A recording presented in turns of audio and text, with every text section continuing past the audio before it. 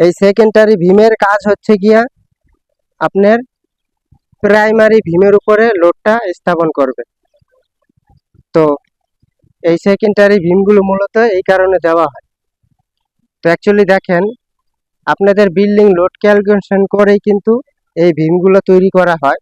অনেক সময় দেখা যায় কলমের বাইরে ভীম পড়ে, কিন্তু অ্যাকচুয়ালি এতে কোনো সমস্যা নাই। অনেকে মনে করেন যে কলমে কলমে ভীম পড়লে মজবুত হয়, কলমে কলমে ভীম পড়লে এটা শক্তিশালী হয় এবং কি মজবুত হয়, কিন্তু আপনাদের বাড়ির লোড ক্যালকুলেশন করেই কিন্তু এই সেকেন্ডারি ভীমগুলো দেওয়া হয়।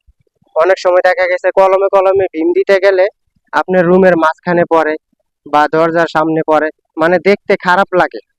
রুমের যখন গাঁথনি করা হয় তখন দেখতে খারাপ লাগে যদি আপনি কলমে ভীমটা ঠেকাইতে যান।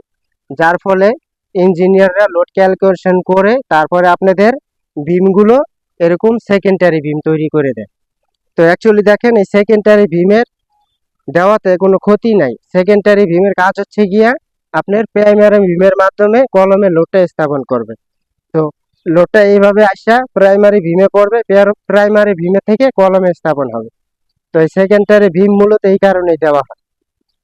তো আমরা যারা বাড়ি নির্মাণ করতেছি, অবশ্যই ভীম ছাদ নির্মাণ করার সময় ভীমগুলো যাতে খুবই সতর্কতার সাথে খেয়াল রাখতে হবে, এবং কি ভীম ছাদ নির্মাণ করার সময় ভীমের ক্লিয়ার কাভারিংগুলো ঠিক আছে কিনা এগুলো লক্ষ্য রাখতে হবে।